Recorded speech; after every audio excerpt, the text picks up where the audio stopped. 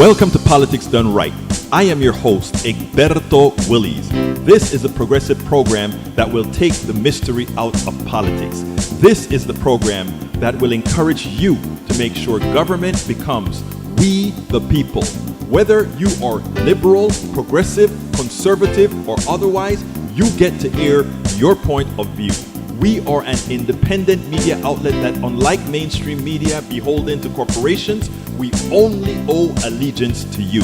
Remember, you can also send me a tweet at EGBERTOWILLIES. That is at Egberto Willies. Let us engage. It is Politics Done Right.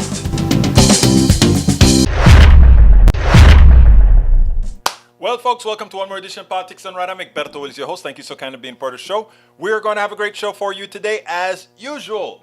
Anyway, how are my peeps doing? Welcome aboard, Yvette Avery, Herod, our beautiful union specialist, Melanie Keelan from Barcelona, Spain. ¿Cómo estás, mi hermosa? AVQ, how are you doing, my brother? Welcome aboard. Let's see who else is in the house. Come on, guys. Type your names up so I can salute you. You know that's what I like to do. Make sure everybody is represented, like we say.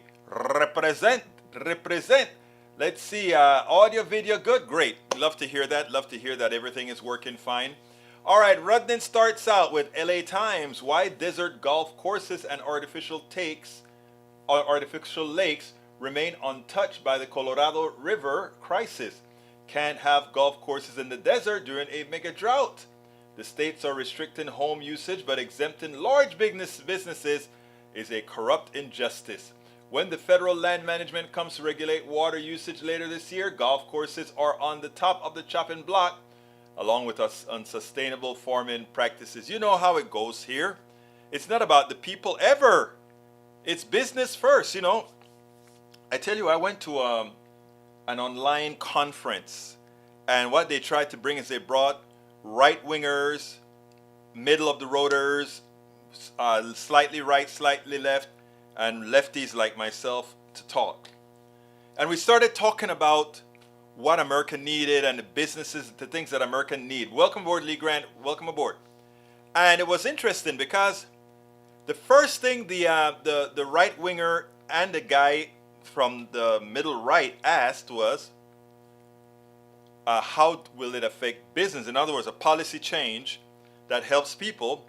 His first question wasn't, did it help them enough? It wasn't, do we need to do more? It wasn't, we should have done this a long time. His first question was, how will it affect business? Only concern. And we have learned to accept that mentality. I got a call in from somebody today on KPFT. Most of the calls were positive. Even those that didn't completely agree with me were positive. But this guy called in and he wanted to hit me up on Venezuela and all these things as if it had anything to do with what I want or anything. But I thought it was interesting. Because I'll probably see if I can cut that out to show how indoctrination actually works. Because this guy was only interested in how it's going to affect this, or he completely misunderstood the human part of policy. He completely misunderstood that what people like myself and you, most of you, stand for is, we think about humanity first. We think about people first. And then we create a structure around humanity so that business can serve humanity, not the other way around. It is almost like we are, that's the difference between slavery and a free enterprise system, right? You are there as cogs to support the business. That's slavery. But we have it all kind of different names that we call it now. Or we have humanity and we have the environment that business can flourish, but that does not affect humanity. And it's possible if we simply worked at it. It's possible. It's possible. It's possible. Anyway, how are my peeps doing? We're still a little bit scant on people. I don't know where everybody is. Even our YouTube channel is not flourishing with a whole bunch of people yet. Go ahead and give me those likes on Facebook and those likes on YouTube, please, because we're really down. I don't see a lot of numbers right here, right now. I don't know if our email went out yet. I don't know if all our messaging went out, but we have to get. All right, the email just fired. The email just fired off. Okay. Anyhow, E2247, welcome aboard. Anyhow, I tell you what I'm going to do. I'm going to start with Chuck Todd, that piece that no, actually no. Let me go ahead and start with the guy who got shot. Because here's the deal. It was asked to Eddie Glaude, is there anything the victim can do to reduce the chances of what happened to Tyree Nichols? Is there anything that one could do, even if it's not, if you're innocent, etc.? What can you do to stop what Tyree said? And I want you to listen to Eddie Glaude. I love Eddie Glaude because he gets to the core of the issues. Listen to what he had to say, and then we'll take it on the other side. Because if we don't fully understand what Glaude is saying here, if we don't fully get it, as things have been repeating since Rodney King, before Rodney King, and after Rodney King, they will continue again. I really love the way Eddie put it. Check it out, and then we'll take it on the other side. Other thing that we have done, from trying to reform a system that doesn't want to be reformed, is we've put a lot of the onus on the victims themselves, right? There's been a lot of talk about the talk, the conversation that parents have to have with their young black children or brown children about how to behave when the police stop you. And what is so chilling about this video is you hear Tyree Nichols in a very calm voice. I'm just trying to get home. You guys are doing a lot right now. The police are acting in fury. And here is someone who is running the playbook that any parent would have their child run, which is stay calm, don't be antagonistic, don't be aggressive, do what they say. And he died anyway. There's nothing about the talk that could save my son if he runs into a cop who's having a bad day. There's nothing that could save him. There's nothing he could do that could turn that cop down, just like we saw it with Tyree. I mean, he even spoke calmly. Okay, I'm on the ground.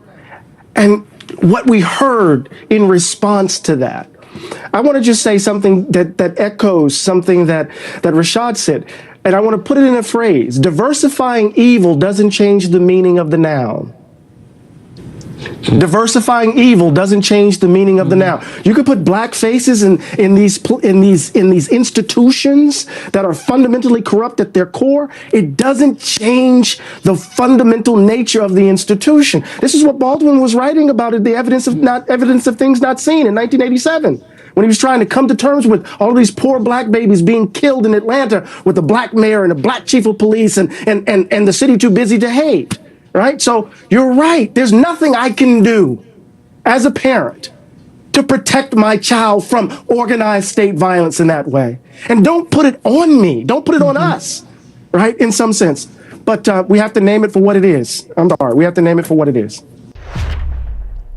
And, you know, it is interesting because a lot of folks were made aware of the talk, right? The talk that I had with my daughter. You know, we're in Kingwood, Texas. And my daughter, most of her friends out here in Kingwood were white. And I remember when she's going out, making sure to tell her that she cannot do the same thing that they may do. Her behavior cannot be the same. And, you know, even though she didn't want to listen, didn't want to hear it, she knew she had to listen to it. And that is because, you know, it's so very few people believe it until they see it. The two different justice systems that we have in America. You know, as I planned my earlier show today, it's interesting because The show at KPFT, I started with gasoline, which wasn't on the subject of the show, but the gasoline subject just took the show over. And so we had a whole talk on gasoline and nationalizing the oil industry and all that kind of stuff. And we didn't get to go in depth onto what I wanted to talk about when it came to the police officers, etc. Right? And it's amazing because let's see. I guess when you vilify cops, fewer people will want to be cops. So cities are forced to hire substandard individuals. We don't vilify cops, Lee. Cops vilify themselves. I mean, you have a different experience with cops than people of color have, than I have. I mean, from the time I came to this country, I was the most respectful person to cops altogether because I tried my best, my absolute best, not to have any interaction with cops. Because what you heard Eddie Glaude speak about is actually true. And when he talk about you can't try to diversify an institution that is inherently corrupt and evil. And I'm sorry, it is true.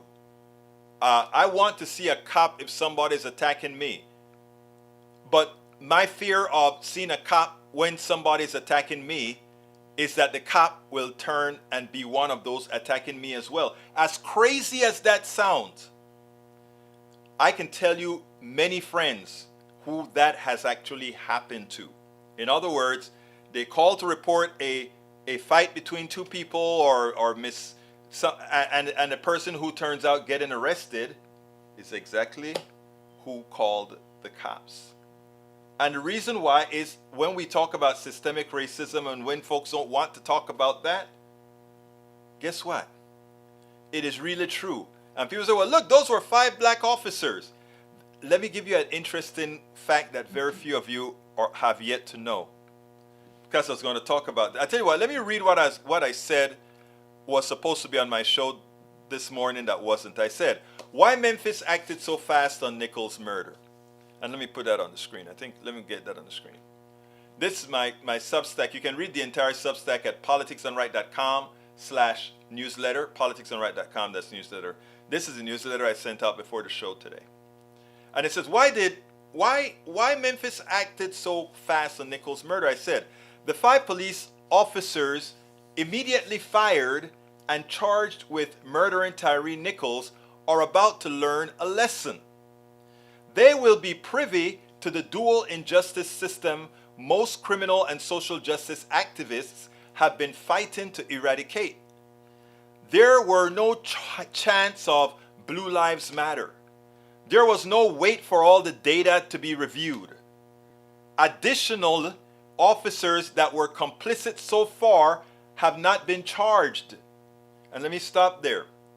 Because there were white officers that were a part of the cabal that was beating this guy. Now, I didn't see on camera any of the white officers in this case beating the guy, but one of the white officers was there washing the thing out of the eyes of the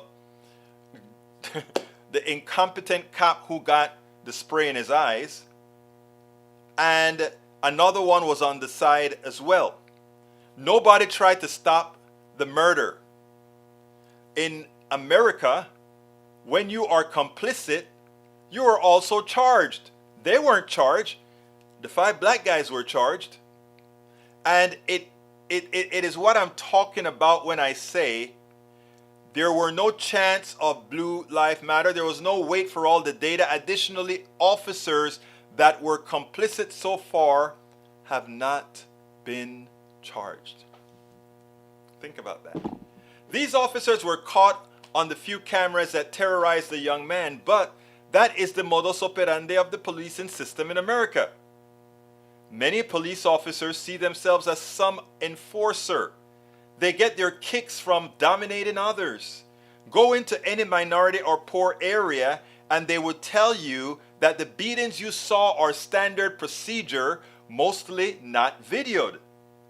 I just interviewed Chivas Watson a few weeks ago when he was beaten also and got his finger broken by a black police officer in Harris County. Defunding the police was a moniker ripe for the right wing to misconstrue. But reforming the police by moving all but the duties where a gun is necessary will save lives and use their oversized bravado where it is needed most. You see, they should have never started a moniker, defund the police, that's not what they should have done.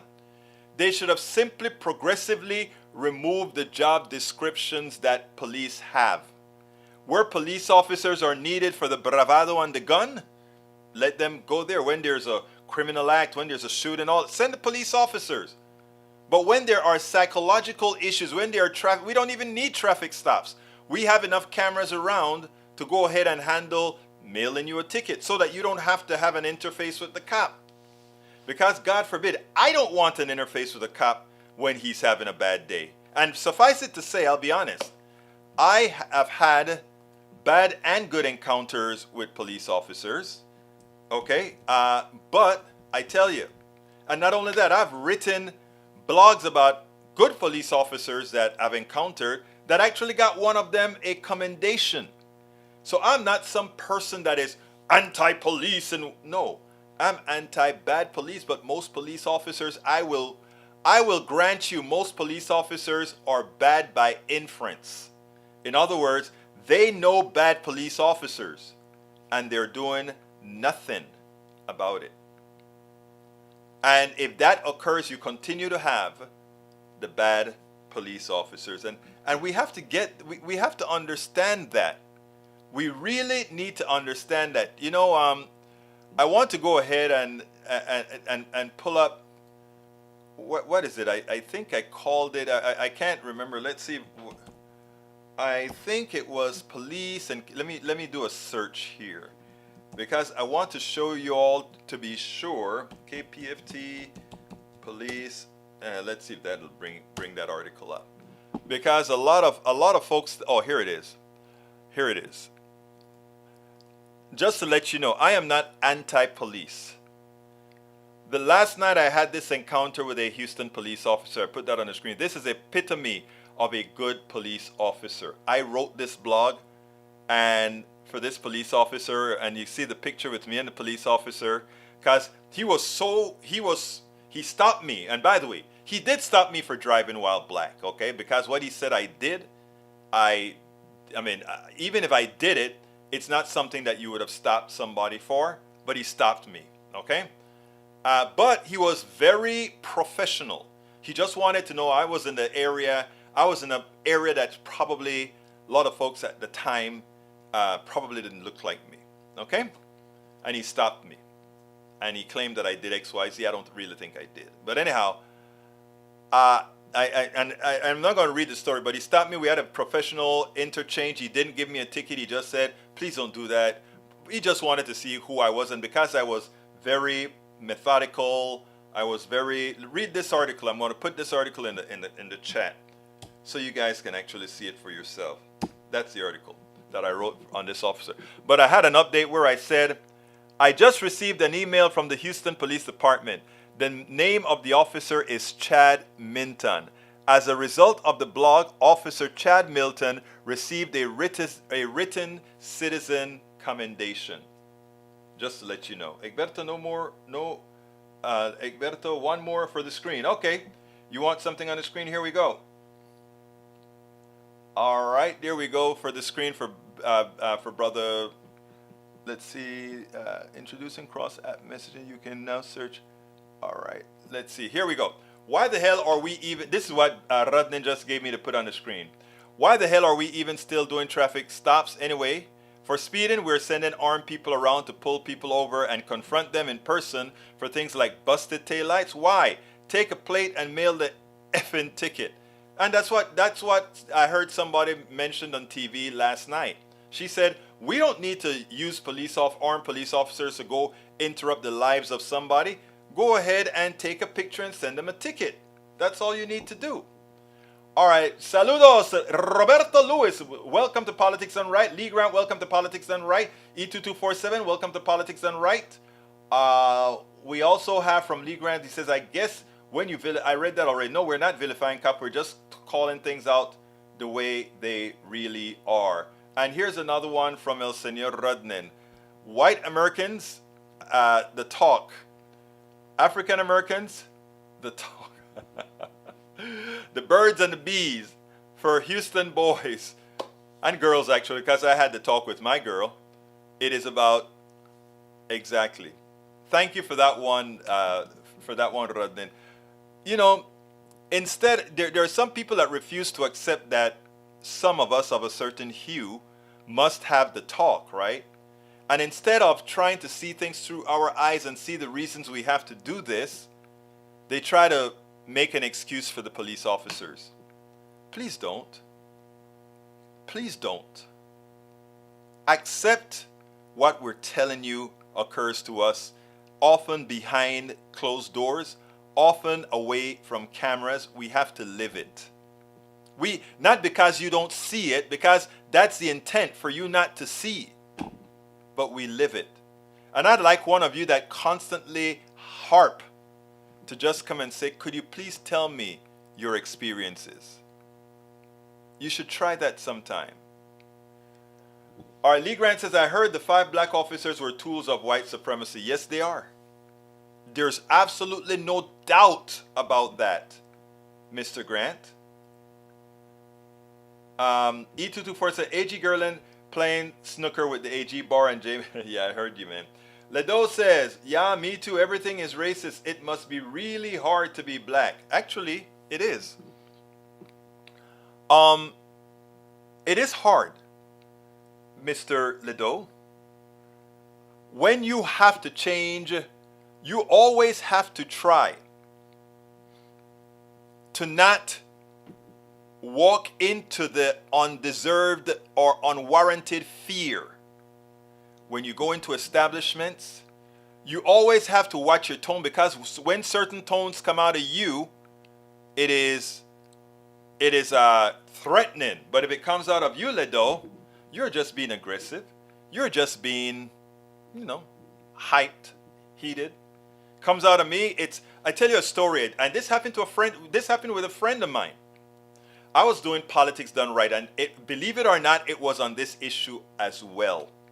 It was on the police issue. Somebody, I think it was when Michael Brown got killed. And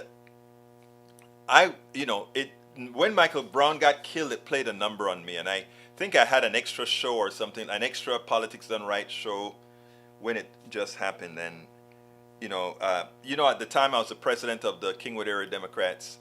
Was it? I think it was the Kingwood Area. I think that's what it was, if I recall correctly. But I was at some organization, and people would call in, and I was really hitting hard. This is what happened, and this is I was really into saying how disappointed I was, how mad I was for what happened to Mr. Brown. And this good friend, she's from the Kingwood Area Democrats. After the show, she called me concerned. And she said, Egberto, why were you so angry? Why were you so, she said, that's going to scare people or something like that, she told me. And, I'm listening to her and I'm smiling, right? And I'm like, that didn't sound like Rush Limbaugh when he goes off on a tangent. I didn't sound like any one of that, because what I did is I went and replayed the piece of the video, right? And in my mind, I'm saying that is how ingrained things are. This is what systemic racism. She's not a bad person at all, but she was happy with me as a very docile Egberto, one that would, pretty much just, if you listen to me on KPFT when I'm on air, people can tell me just about anything, and I'm just one way all of the times. I don't get excited or anything like that.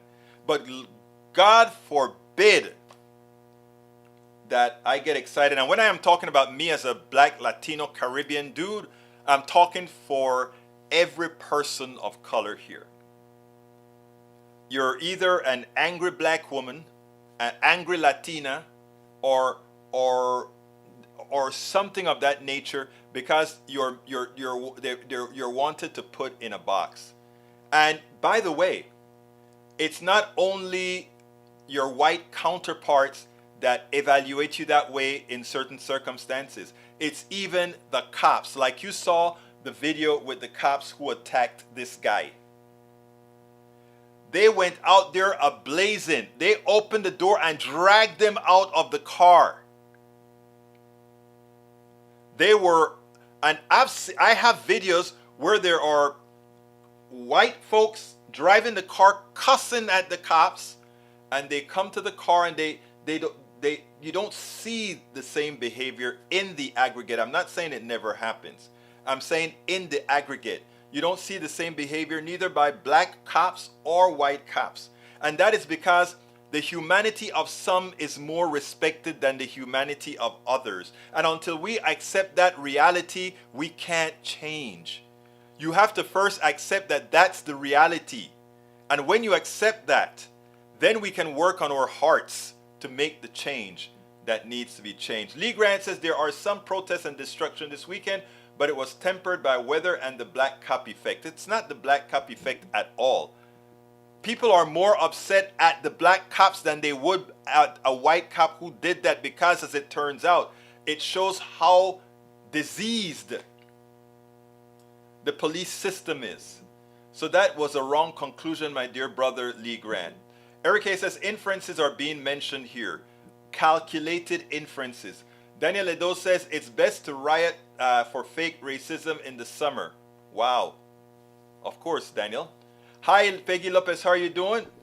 Daniel Edo says you are an idiot if you think white parents don't talk to their kids about interacting with police. Egberto lives in a world with boogeymen around every corner. One has to wonder at the mental stress of it all. Oh my God, I'm so stressed out. Actually, I'm not stressed at all.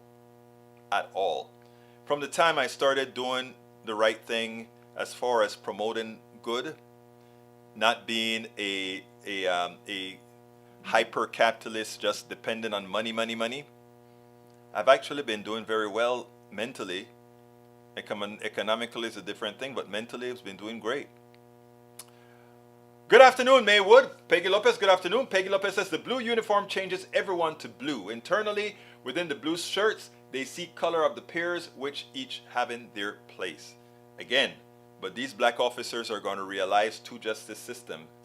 They're just like the one in Minnesota who accidentally shot that white woman who jumped up to the car and he got scared and he shot her accidentally. They put him away. It was quick, just like this one here. It was quick. They arrested and took care of him quickly, just like this one here. Roberto Lewis says, I talk to my son and young soldiers every moment I have. I know, Lou, you're my brother. I understand. We know what we have to do, and you can't listen to those who, oh, you don't really have to do that. That's not how it is anymore. No, it is. Lee Grant says, I wonder if there's something personal between the cops and Tyree. We need more info on this. I have no idea. It could be, but it doesn't matter, right? They are cops. It is like what I told a cop that I spoke to at KPFT. It doesn't matter what these civilians do. You are the professional. You are the one who should know how to behave yourself. Eric says evil is among us all and around, and the good has to rise above it for everyone. I agree.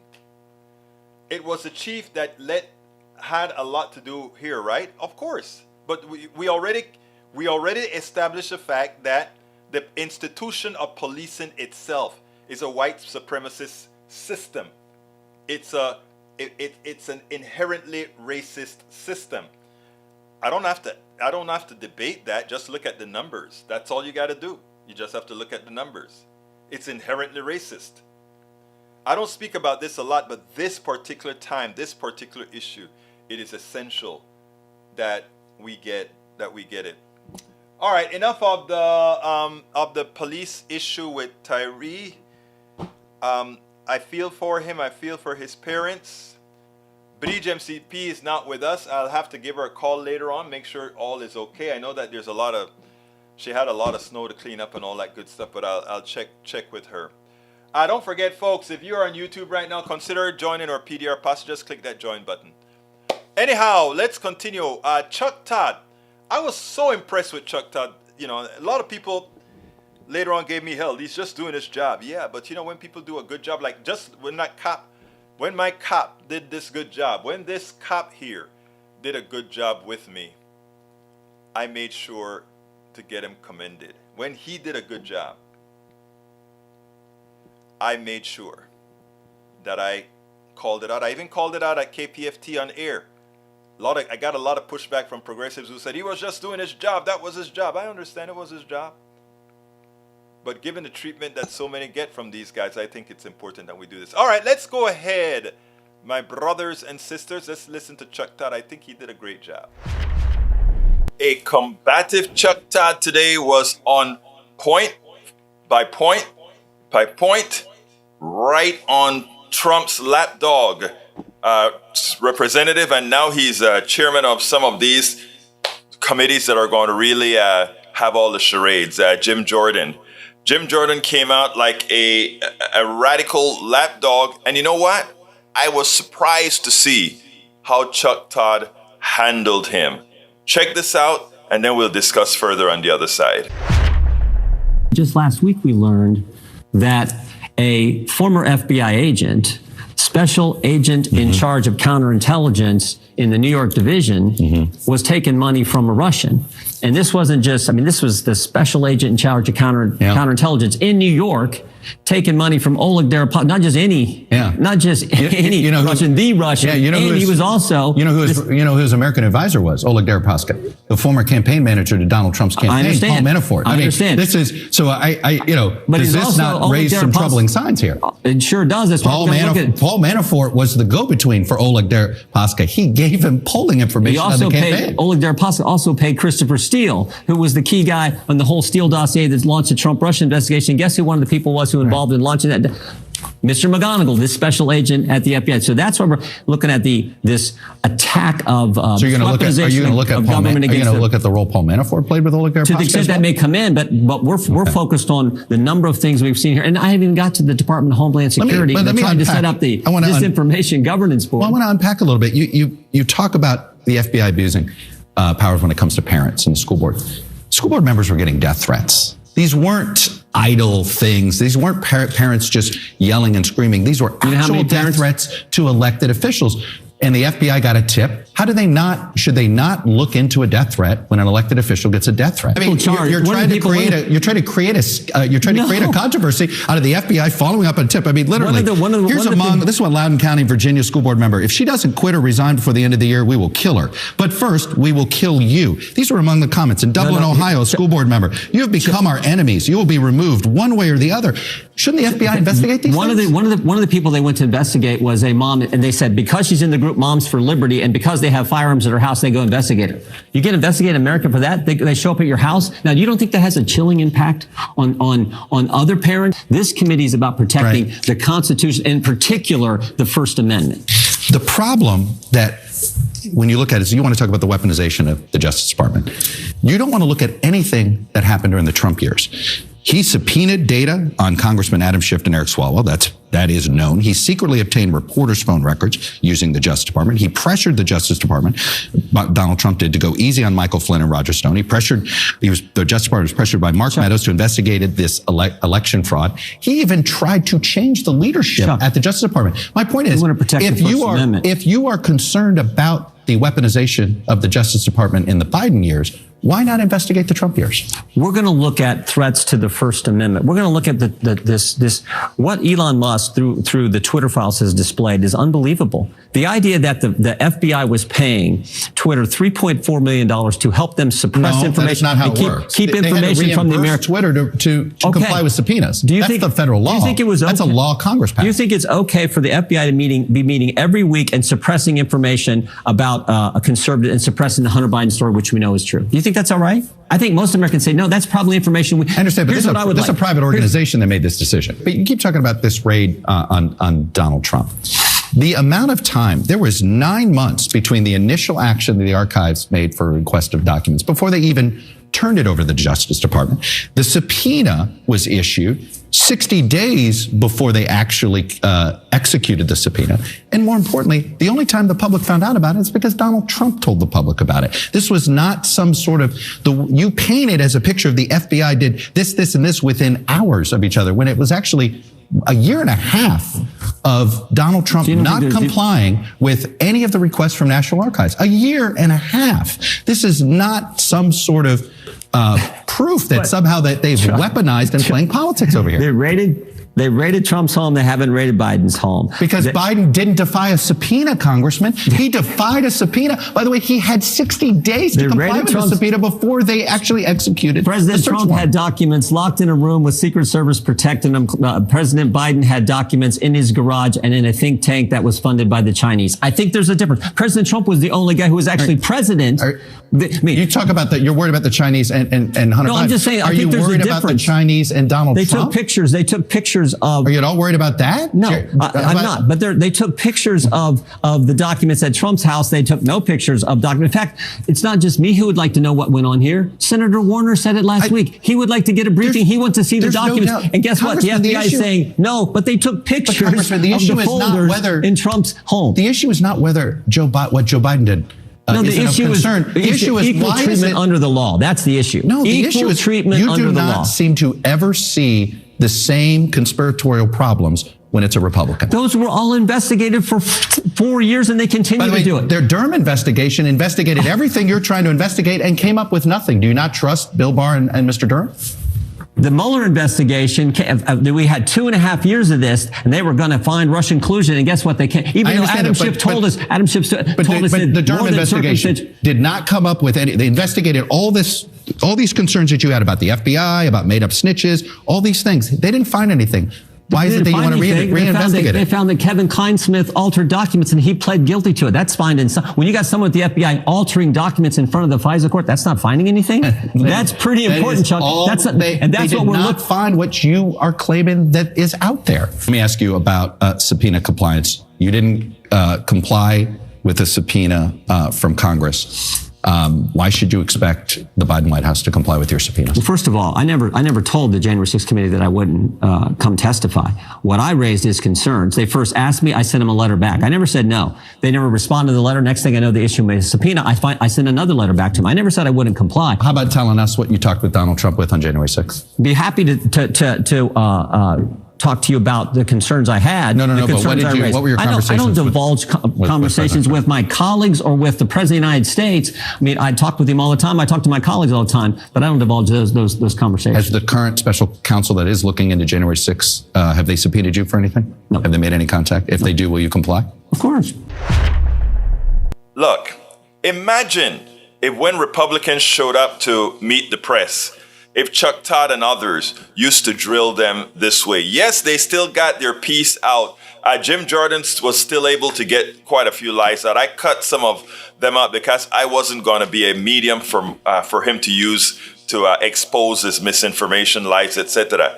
But Chuck Todd went with him point by point, toe to toe. And you know what?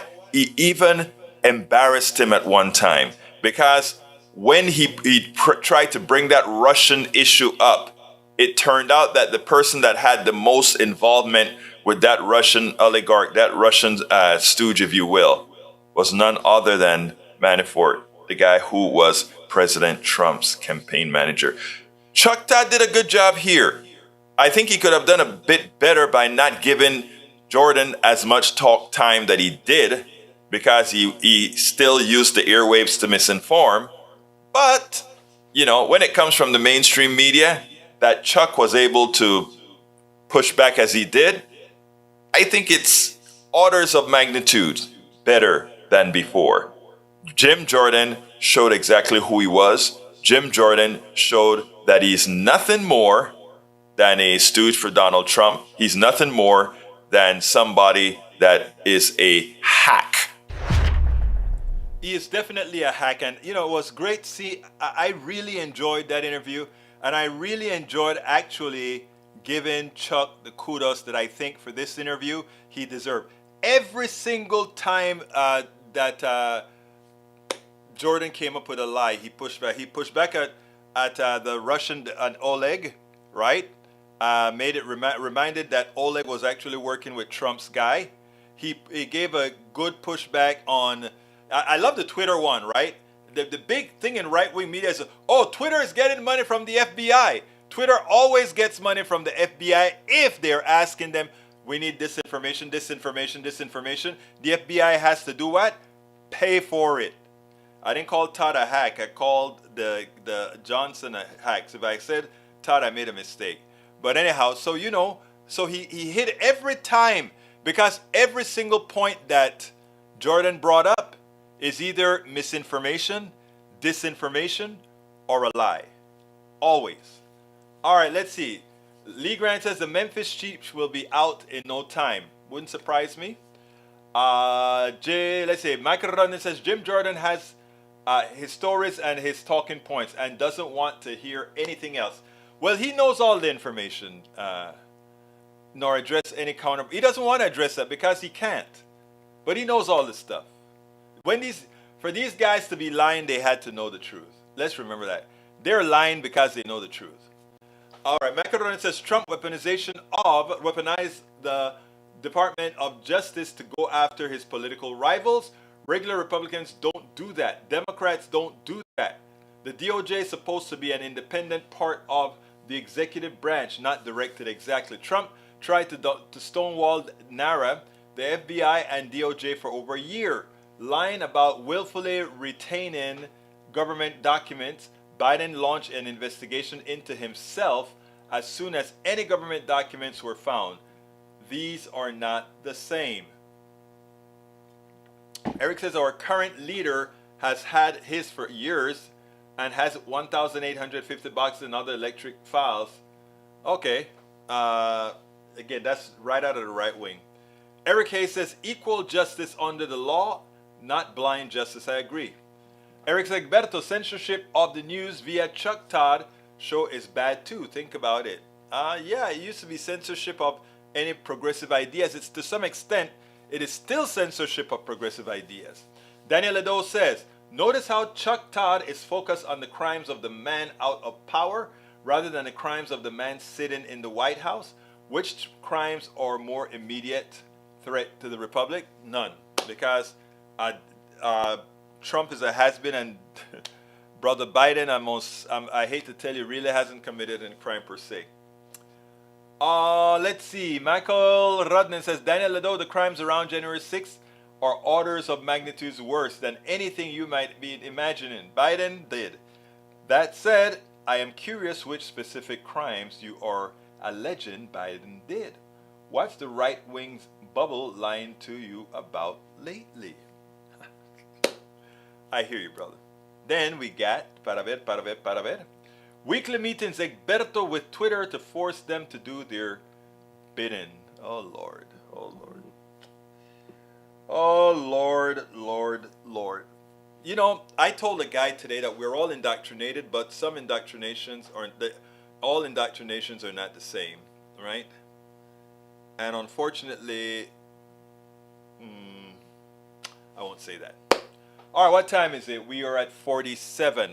Let's see what else bear with me one second. The other article that I wanted to cover today is on the other show that I didn't quite get to cover as I should, is Moderna COVID vaccine hike and the evilness behind it. I kind of covered this on Friday, but I think it's important for us to cover this to try to get our government to again take over the distribution of the COVID vaccine. And I think we should make a military issue out of it. Let me go ahead and read and give you the lowdown. And it goes like this. The technology used to develop the Moderna vaccine was developed primarily with taxpayer dollars over decades. Now they want to hike prices. The following report from the KH a few years back says it all. The vaccines made by Pfizer and Moderna, which are likely to be the first to win FDA approval, in particular rely heavily on two fundamental discoveries that emerged from federally funded research: the viral protein designed by Graham and his colleagues, and the concept of RNA modification. first developed by Drew Weissman and Caitlin Carico at the University of Pennsylvania.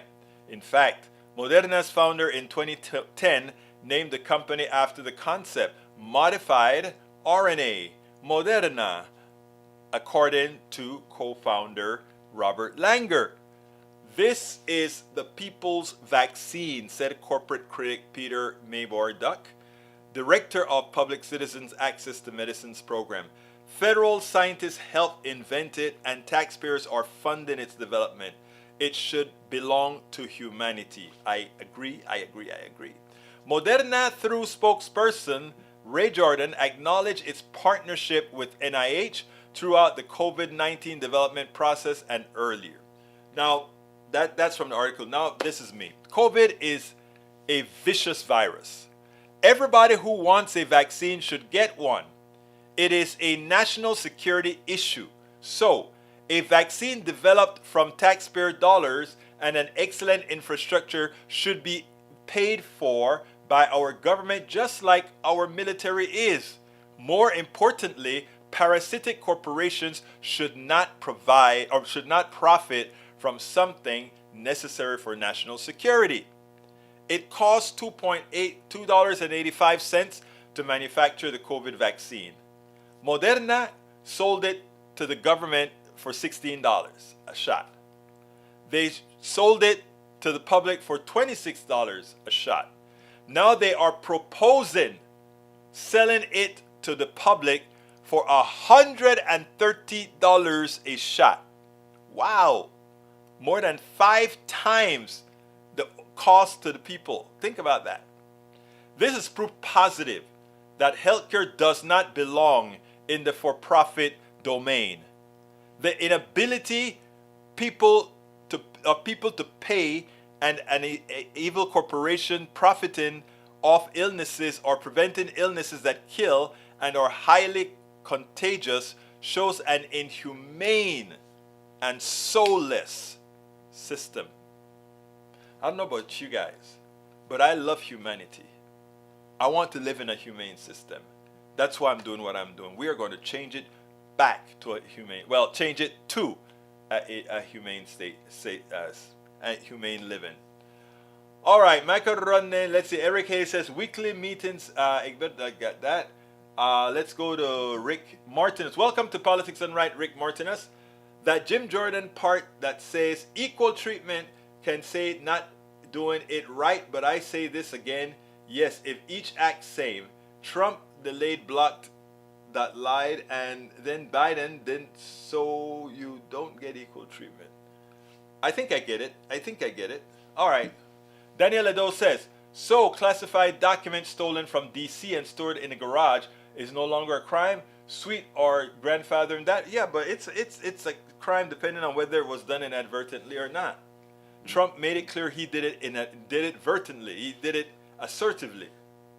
Daniel Edo says, so classified documents stolen from DC and stored in a garage to larger is no larger a crime. Sweet or grandfathering that? Oh Lord. All right. Lee Grant says, everyone here missed the fact I was there was on an Israeli attack on Iran this weekend. Keep an eye out. We should. All right. What else we got here? Egberto, 5 times. Can you link that article after the show? Which one is that again? Which article you want me to link after the show, Redden? And I'll do it. All right. Eric K says, Egberto, the government gave Pfizer and others the path to be rich with the vaccines. Think about it. Well, they gave it to private companies. What you guys have always been screaming private companies should do. I don't agree with you. All right, let's see. Another one from Rick Martinez says, notice Jim Jordan never answered what asked. Instead, what? He keeps deflecting in the ole traffic of trying to switch names of issues. Go his bad faith in this. Yep. All right, Ronen says, Egberto, the one about the vaccine costing 5 times more. Will do. Although that's in my newsletter, politicsdoneright.com/newsletter, but I'll send it for you. Let's see what else we got here. Michael Ronen also. Daniel Ledoux, regarding stolen government documents, the crime is willful retention. Thank you for that correction. If you find a classified document and try to keep it, that's when it's a crime. That is when it's a crime. So normally speaking, it's not a crime. All right. Any questions, any comments from anybody before we start? Oh, I need to do my ask, don't I? I always forget to do my ask. Folks, please remember this is a show that needs your support. If you are on YouTube, just click that join button, become a part of our PDR posse. Now, even if you're not on YouTube, you can still join the YouTube PDR posse by going to politicsdoneright.com/YouTube. But that's not it. Let's see, where is it? Oops. Get back here. Get there. All right, let's pick that up. politicsdoneright.com/YouTube. Let me go ahead and put it in there. There we go. That's our YouTube channel. If you want to support us on YouTube, that's the link to support us on YouTube. If you want to support us on PayPal, the link to support us on PayPal is at politicsdoneright.com/PayPal. If you'd like to support us on Patreon, it will be politicsdoneright.com/Patreon. And of course, the Fils de la Resistance. I never know how to say that word right, okay? So bear with me. You can find all the links on how to support us at politicsdoneright.com/support. Rodden says, Egberto, found an article I wanted to read. It costs $285 to manufacture the COVID vaccine, Moderna. So yeah, that's the article. That is the article from in my Substack. There you go. There you go. Thank you for finding it. That means I don't have to go pull it up for you. You're a good man. All right, folks. Look, it is about that time for me to start winding this down. Do you have any questions, any requests? Hello, was doing taxes. I hear you, Breach.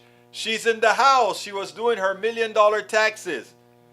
Remember, Breach, I'm a dependent. I'm your dependent. Come on, you know.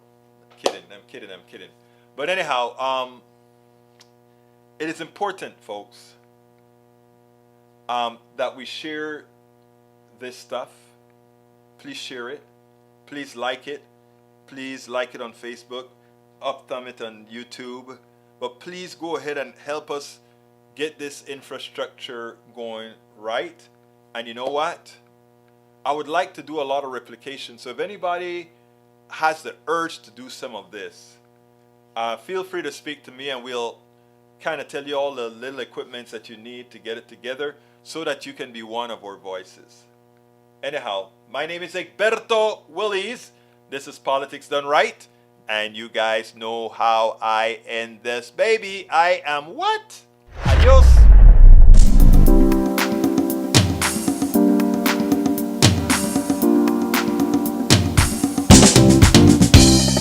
Welcome to Politics Done Right. I am your host, Egberto Willies. This is a progressive program that will take the mystery out of politics. This is the program that will encourage you to make sure government becomes we the people. Whether you are liberal, progressive, conservative, or otherwise, you get to air your point of view. We are an independent media outlet that, unlike mainstream media beholden to corporations, we only owe allegiance to you. Remember, you can also send me a tweet at EGBERTOWILLIES. That is at Egberto Willies. Let us engage. It is Politics Done Right.